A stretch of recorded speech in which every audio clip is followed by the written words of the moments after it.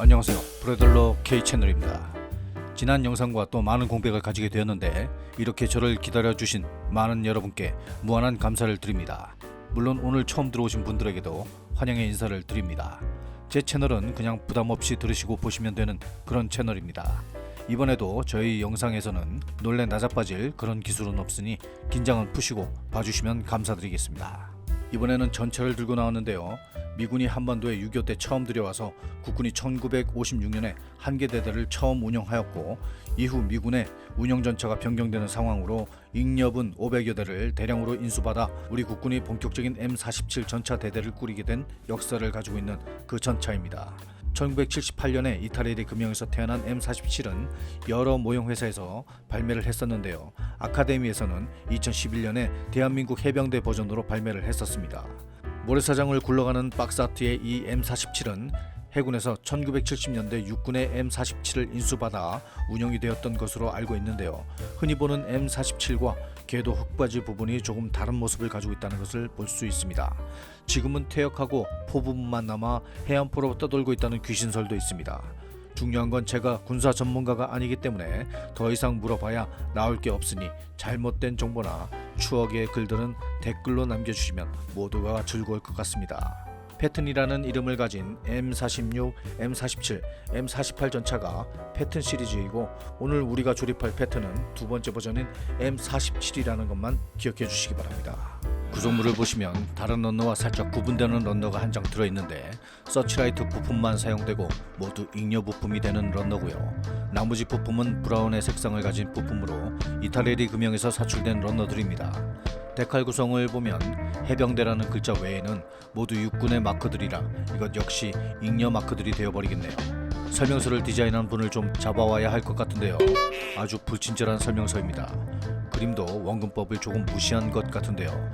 자세히 관찰하지 않으면 조립에 어려움이 있을 수 있습니다. 마킹 정보나 위정무늬 정보 역시 아주 불친절합니다. 박스 옆면에 그려진 사진들을 잘 활용해야 합니다.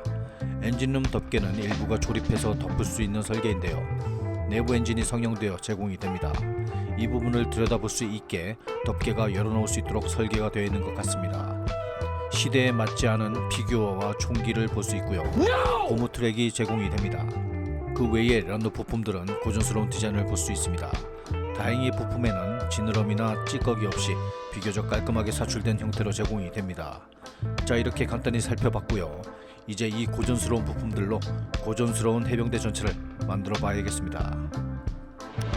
전차들은 대부분 하부 차체부터 작업을 시작하게 됩니다. 전차 조립의 장점은 조립과 도색이 비교적 명확히 구분된다는 거죠. 항공기를 조립해 보신 분들은 아시겠지만 전차 조립은 항공기의 작업 진행보다 비교적 스트레스가 덜 받습니다. 스프로킷 휠부터 조립하는데요. 이런 부분은 큰 문제 없이 조립할 수 있습니다.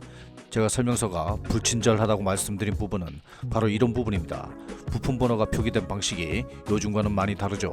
자세히 보시지 않으면 서스펜션을 잘못 끼울 수도 있습니다. 설명서의 방식을 이해했다면 그 다음부터는 조립의 속도를 낼 수가 있습니다. 부품은 그렇게 단단하지 않아서 조립된 부분이 부러지기도 했는데요. 하부 차체의 구조물들은 단단히 붙일 필요가 있습니다. 로드 휠에는 별도의 분리 부품은 없습니다. 이 로드 휠이 접합되는 방식을 보면 굴리고 놀기에는 조금 힘들어 보입니다. 일단 휠을 접합하지 않고 자리만 잡아보는데요. 차체 하부에는 도색과 웨더링 그리고 머드 작업이 이루어져야 하고, 휠의 도색도 분리한 상태로 진행하는 것이 편리합니다. 차량 상부에도 복잡한 구조는 아닙니다. 엔진룸에 통풍구가 있지만 역시 별도의 포트 해칭은 제공되지 않습니다. 이 부분을 지금은 닫은 상태로 조립을 하지만 고민거리가 하나 생겼습니다. 내부에 장착되는 엔진인데요. 외부 모습만 표현되는 부품이지만 이 부품을 그냥 숨겨버리기에는 뭔가 아쉽습니다. 일단 넘어가고요. 해병대 전차를 표현하기 위해선 앞부분의 흙바지를 잘라내줘야 합니다. 그런데 이 부분은 왜 이렇게 잘라서 운영을 했을까요? 그 이유를 아시는 분이 계시다면 댓글을 부탁드립니다. 일단 넘어가고요. 90mm 포시는 단차가 별로 없어서 잘만 다듬는다면 감쪽같이 완벽합니다. 포탑의 안쪽은 안 보이는 부분이라 그렇게 신경 쓸 것 없이 포탑을 조립하는데요. 포탑의 디자인이 너무 마음에 듭니다. 뒤쪽의 공간이 실내가 비좁아지는 것을 방지하죠. 실제로 이 M47 내부는 꽤 만족스럽게 넓었다고 합니다. 앞전에 일단 넘어간 흙바지 부분을 잘라내기 위해 여러가지 도구를 사용하여 정밀한 설계를 하는데요. 정밀이고 뭐고 그냥 집어치우고 눈대중으로 그려버렸습니다. 이제 잘라낼 부분을 결정을 했고 여러가지 도구를 사용하여 수단과 방법을 가리지 않아야 하는데요. 가지고 있는 도구가 없다면 부엌칼이라도 동원을 해야 합니다. 요즘에 누가 부엌이란 말을 쓰냐고요? 지금 이게 말입니까 방금입니까? 농담이 심했고요. 잘라내어 거칠어진 표면도 수단과 방법을 가리지 말고 다듬어주면 꽤 괜찮은 결과물이 만들어집니다. 주포가 장착되는 포방패 윗면에는 서치라이트가 장착되는데요. 이 부분을 장착하기 위해 정밀하게 구멍을 뚫어줘야 합니다. 해병대 버전의 M47로 개조하기 위해서는 포구 앞부분과 이 정도만 해주면 끝입니다. 나머지는 기존 부품들이 그냥 사용되어집니다. 서치라이트 부품이 달려있던 아카데미용 추가 러너는 거의 부품이 남게 됩니다만 어디에 활용할 수 있을지는 의문입니다. 나머지 조립 과정을 진행하기 전에 한 가지 고민을 해야 했습니다. 조금 더 리얼함을 살리기 위해 포탑과 차체 상부가 밋밋한 것에 대해 개선할 필요가 있었습니다. 이 부분은 주형 틀에서 찍어낸 부분이라 표면이 이렇게 매끄럽지 않을 것이기에 고전 탱크의 주조 형태를 살리는 차원에서 표면의 울퉁불퉁한 느낌을 표현하고자 결정을 했습니다. 방법은 퍼티를 라카신너에 조금 녹여서 표면을 채우는 것이지요. 지금은 너무 묽게 희석을 했지만 조금 되게 섞을 필요가 있습니다. 영상에서는 방법만 확인하시기 바랍니다. 오늘 햇살이 너무 그윽하군요. 그만하고 일광욕을 하러 가야 하는 건가요? 차체 성분은 이렇게 완성이 되어서 일광욕을 하러 나가려 했지만 포탑에도 같은 효과를 내야 합니다. 여기서는 제대로 된 희석으로 그 느낌이 살아납니다. 부품을 접합하기 전에 이런 표현을 해야 되기 때문에 다른 부품이 접착될 위치는 가능한 한 피해서 퍼티를 발라야겠죠. 어느 정도 작업이 완료된 것 같군요. 이제부터는 거침없이 조립을 이어나가면 됩니다. 차체를 완성하고 하부 차체와 가접을 해보는데요. 이 내부에 도색한 엔진이 들어가야 하기 때문에 완전히 붙이지는 않을 겁니다. 차체 상부는 헤드램프와 몇 가지 부품들만 조립하면 되고요. 포구 전방은 두 가지 중 하나를 선택할 수 있습니다. 앞전에 일단 넘어간 랜턴을 마저 장착을 해주는데요. 포탑과 수평이 되도록 잘 맞춰서 장착을 해야 합니다. 저는 이 전차에 전차병을 배치할 예정이기 때문에 해치는 오픈이 가능하도록 구성을 할 겁니다. 하얀 퍼티 표면이 설탕가루를 입힌 옛날 튀김 과자 같은데 하마터면 표면을 핥을 뻔했습니다. 그런 유혹을 참고 포탑 후방까지 장착을 하고 나면 서치라이트와 연결되어 있는 전선을 표현하는데요. 에나멜 전선을 이용을 했습니다. 제가 이 전차에 추가한 부품은 이게 전부입니다. 이거 말고 사실 어떠한 기믹이 숨겨져 있는데 나중에 밝히도록 하겠습니다. 모든 조립이 끝나고 나면 아카데미에서 추가된 러너는 그냥 남습니다. 이 러너는 M48용 부품인데 남은 부품은 고철로 팔아 엿을 바꿔 먹어야 하는데 예, 저 옛날 사람입니다. 프라이머는 블랙을 선택을 했습니다. 내부 엔진도 도색을 할 계획이기 때문에 준비를 하고 전체를 모두 수검댕이로 만들어 보고 있습니다. 설탕가루를 올렸던 부분도 까맣게 변화가 오고 있습니다. 내부 엔진은 블랙 위에 일부분은 화이트로 처리를 합니다. 휠은 먼저 브라운과 그린으로 도색을 한 후에 마스킹을 하고 타이어 블랙으로 처리를 했습니다. 깔끔하죠? 드디어 차체에 기본 도색이 들어갈 수 있습니다. 설명서에 명시된 색상은 다크 그린으로 미스터 컬러 제품 색상으로 303번입니다. 제가 칠한 색상은 거의 비슷한 베트남 그린이라는 색상인데 괜찮아 보입니다. 울퉁불퉁한 표면도 어느 정도 느낌적인 느낌이 옵니다. 문제의 위장 무늬를 표현하는데요. 표면 밀착이 쉬운 이 제품은 시간이 지나면 흘러내리는 특성이 있기 때문에 조금 신경 쓸 부분들이 있습니다. 윗면이야 문제가 크게 없지만 옆면들은 흘러내리기 전에 도색을 완료하는 것이 좋습니다. 이 제품의 장점은 모양을 만들기 쉽고 재사용성도 괜찮으며 울퉁불퉁한 표면에 밀착이 쉽습니다. 또렷한 경계면이 보기가 좋아 보입니다. 포탑에는 여기저기 장애물이 있어 마스킹을 하는 것이 쉽지 않았습니다. 이럴 때 이 제품의 장점들이 나타납니다. 잘 눌러주고 밀착하면 장애물들도 흡수를 해버립니다. 위장 무늬에 대한 설명이 따로 되어 있지 않아 박스의 작품 사진을 잘 참고해서 따라 했습니다. 실차량의 사진들을 보면 위장 무늬 표준이 따로 없는 것 같으므로 여러분들은 그날 기분에 따라 표현하시면 될 것 같습니다. 골치 아픈 지렁이 무늬는 마스킹을 하지 않고 제가 즐겨 사용하는 펜을 사용합니다. 아크릴 성분의 이 펜은 무광으로 표면에 잘 안착합니다. 예전에는 이렇게 에어건으로 작업한 부분에 붓질이나 펜슬질을 하면 통일성도 없고 뭔가 요령을 피우는 것 같은 불법의 느낌이 있었는데요. 어리고 착한 마음에 쓸데없는 염려였습니다. 주위의 모든 도구를 사용하십시오. 부엌칼도 좋습니다. 몇몇 부분에는 조금 다른 색상으로 색칠을 해줍니다. 이런 것이 눈을 즐겁게 하죠. 영상에서 짧게 편집된 위장무늬 작업에 이어 마킹 작업은 정말 간단합니다. 해병대 글자를 두 군데 붙여주면 끝입니다. 간단하지만 우리 해병대는 강력합니다. 이제 유광으로 표면을 덮고 웨더링을 해야 합니다. 깔끔한 전차도 매력적이지만 우리는 해병대 정신으로 표면을 더럽혀야 합니다. 희석제는 유화용 붓 세척제입니다. 유화 웨더링을 할 때는 일단 표면에 점을 찍어줍니다. 그리고 붓 세척제를 사용하여 표면을 뭉개거나 옆면에 흘러내린 먼지의 때나 빗물 느낌을 연출하는데, 이와 동시에 도색 표면에 발인 효과를 연출하고 먼지가 앉아있는 듯한 느낌을 가져오게 합니다. 붓 세척제의 특징을 생각해보면 느낌을 이해할 수 있는데요.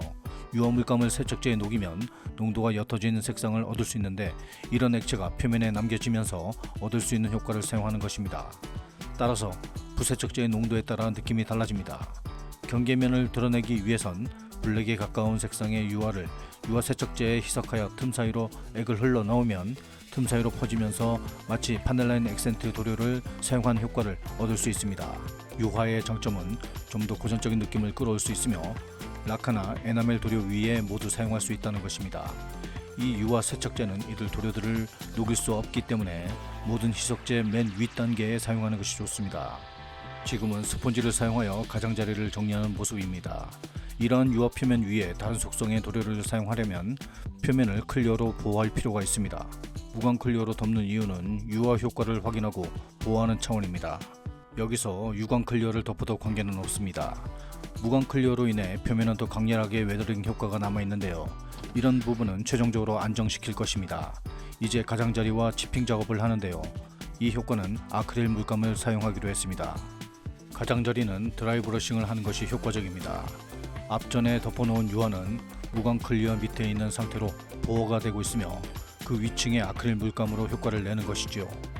웨더링 효과에 레이어들 간에 심각한 간섭이 없다면 클리어로 보호할 필요는 없지만, 이렇게 각 효과의 층을 만들어 보호하면 어느 정도의 마찰과 수성 물감의 희석제에게서도 보호될 수 있습니다. 어찌 보면 제가 여러분의 눈과 귀를 골치 아프게 할 수 있는데요. 참 재미없는 부분입니다. 그냥 표면을 마구 더럽히는데 이건 아니지 않냐 라고 불만을 쏟아낼 수 있는 상황입니다. 여러분 진정하십시오. 모형의 결과물은 어느 정도의 단계를 거쳐 완성하거나 더 진행하는 건 우리 모두의 자유입니다. 하지만 저도 사실 지금 표면의 상태가 많이 불편하긴 합니다. 이러한 불편함의 웨더링을 뒤로 하고 이제 하부에 머드 작업을 합니다. 해병대 M47은 하부까지 위장무늬가 그려져 있습니다. 그대로 따라했고 그 아름다운 위장무늬를 머드로 덮습니다. 해병대라고 물 위에서만 살지 않습니다. 머드를 발라주고 그 위에 샌드 도료를 사용하여 색상을 교정합니다. 머드로 인해 하부 표면이 사실감이 살아나는군요. 하지만 이런 부분도 로드 휠들로 인해 어느 정도 가려지게 됩니다. 랜턴을 가지고 보지 않으면 잘 안 보이게 됩니다. 이제 불편했던 차량 상부의 상태를 안정화시키겠습니다. 이렇게 불편하게 보이는 이유는 여러분 마음이 불편해서가 아닙니다. 무광과 유광 등 여러가지 빛 반사의 차이가 발생하는 도료들이 뒤섞일 때는 더더욱 이질감이 날 수 있습니다. 그래서 지금 표면을 유광으로 묶어줍니다. 이렇게 하면 표면에 비춰지는 모습들은 하나의 레이어처럼 느껴지게 됩니다. 이제 이 표면 위에 에나멜 속성의 파넬라인 액센트를 사용해 봅니다. 각 경계면들을 더 명확히 하면 전차의 선들이 살아나 보이는 것을 느낄 수 있습니다. 앞에서도 말씀드린 것처럼 아래층은 이제 유광 클리어가 보호하고 있습니다. 이제 전차의 웨더링은 마무리되었지만 아직도 작업은 끝나지 않았습니다. 앞전에 일단 넘어간 전차 내부의 엔진은 이렇게 도색을 했습니다. 영상은 어디 가고 없네요. 엔진은 외형만 성형되었기에 도색으로 어느 정도 진짜인 것 같은 장치들의 연결 상태를 만들어줬고, 전차 후방에 살포시 넣어줬더니 그럴싸해 보입니다. 안 그럴싸하다고요? 그렇다면 일단 넘어가고요. 이제 트랙을 도색하는데 트랙이 고무인 관계로 표면에 멀티프라이머를 뿌리기로 했습니다. 저도 처음 써보는 도색 재료인데 도료를 붙잡아주는 것이 괜찮습니다. 고무의 유동적인 재질의 특성상 그냥 도색하면 도료가 나중에 표면에서 다 떨어져 나오는 문제가 있는데 그 부분을 해결해 주는 것 같습니다. 바닥에 닿는 부분은 실제 고무 재질이기 때문에 타이어 블랙으로 전체적으로 도색을 합니다. 여기에 플랫 브라운으로 트랙의 오염과 함께 올드한 상태를 노려봅니다. 너무 노려보시지는 마시고요. 여기서 에나멜 도료를 사용하는 이유는 바닥에 마찰되는 고무 재질 부분을 나타내기 위해 이렇게 에나멜 도료를 지워서 효과를 노려보고자 하는 것이지요. 또 노려보고 있습니다만 지금은 지울 때가 아니고요. 표면에 더 얼룩덜룩한 느낌을 가져오기 위해 닭튀김 아니 튀기기 기법으로 다채로움을 또 노려봅니다. 밝은 색상을 더 추가하여 표면에 마구마구 튀기기를 합니다. 이렇게 하면 얼룩덜룩한 색상의 조화를 가져올 수 있습니다. 더 오래된 트랙을 만들려면 좀 더 붉은색 계열의 에나멜을 사용하면 되겠죠. 하지만 전차의 운용 환경도 어느 정도 고려를 하면 더 실차량 같은 느낌을 가져올 수 있겠죠. 신나게 튀기기를 했다면 이제 아까 그만둔 지우기를 다시 해야 합니다. 고무 재질로 이루어진 부분이 도출되기 때문에 이렇게 에나멜 성분을 신너로 지우게 되면 아래쪽 라카 계열의 도료에 손상을 주지 않고 작업을 할 수가 있습니다. 이렇게 지우면서 남는 에나멜 국물? 자국은 트랙의 진행에 따른 흔적으로 보여지게 되겠죠. 이렇게 신나게 뿌리고 지우고 나면 우리 해병대 전차 트랙의 모습을 만들어줍니다. 이 붉은색 도색은 안전을 위한 것이라고 생각이 되는데요. 실제 이 전차의 각종 고리나 돌출부에 붉은색 도색이 보입니다만 강조인지 안전인지는 잘 모르겠습니다. 트랙에 무광을 뿌리고 나면 이제 유광으로 덮었던 전차도 무광으로 마무리를 해줍니다. 이번에 웨더링이 좀 과할 정도로 표현이 되었지만 나름 만족합니다. 지금은 퇴역한 전차이고 세월의 흔적을 표현한다는 생각으로 열심히 작업을 했지만 녹까지 표현하면 더 큰일 날 것 같아 어느 선에서 마무리를 했습니다. 트랙을 인두를 사용하여 연결하고 차체 하부에 연결을 합니다. 고무 트랙의 장점은 조립이 편하다는 것이죠. 이렇게 걸어주면 되는데 가동식 트랙의 경우는 조금 더 까다로운 과정을 거칩니다. 고무 트랙은 트랙의 처진 표현과 자연스러운 느낌을 보여주기는 힘들죠. 이렇게 트랙까지 걸었으니 작업은 마무리 단계로 넘어갈 수 있겠군요. 무광으로 덮은 표면 위에 이제 금속 느낌이 날 수 있는 메탈 실버를 사용하여 닳아서 노출된 표면을 표현합니다. 거의 마른 도료를 스치듯이 바르면 모서리 같은 곳은 리얼하게 마모 흔적을 표현할 수 있습니다. 어떤 부분은 찍혀서 드러난 부분을 만들어주고 어떤 부분은 조금 넓은 범위를 달아버린 것처럼 표현할 수 있습니다. 붓을 사용하는 방법에 따라 마모의 흔적들은 다르게 보입니다. 트랙의 가장자리도 빼먹을 수 없죠. 이런 작업들은 무광 클리어를 덮고 난 후 마지막 단계에 수행을 해야 합니다. 이 위에 무광을 다시 덮으면 효과는 최악이 됩니다. 이렇게 작업하면 다 끝난 것 같았죠? 여기까지 겨우 오셨는데 졸고 계시는 분들이 있군요. 거의 다 왔습니다. 브라운 파넬라인 액센트를 사용할 시간입니다. 이 도료를 사용하여 약간의 녹이 표현됩니다. 어느 부분에서는 붉은 흙 자국으로 여겨질 수도 있고요. 이렇게 도료를 묻히고 나면 희석액을 조금 적신 붓을 사용하여 표면에 어울리게 펴줘야 합니다. 물론 경계면을 표현한다면 그냥 이 도료를 흘려주기만 하면 완성이죠. 전차 작업은 마무리되어 가는데 이 전차에 올릴 피규어도 작업을 했습니다. 이 과정까지 보여주면 여러분들은 이 채널에서 도망칠 수 있기 때문에 시간 관계상 생략했습니다. 작업 과정은 이렇게 마무리를 하겠습니다. 숨겨진 기믹은 간단하게 헤드램프에 LED를 심었습니다. 기회가 된다면 번쩍거리는 모형을 더 만들어 보고 싶네요. 자, 여기까지 오시느라 고생 많으셨습니다. 마지막에 완성 영상까지 즐겁게 시청을 해주시고 저는 또 다음에 찾아뵙도록 하겠습니다. 모두 건강하세요.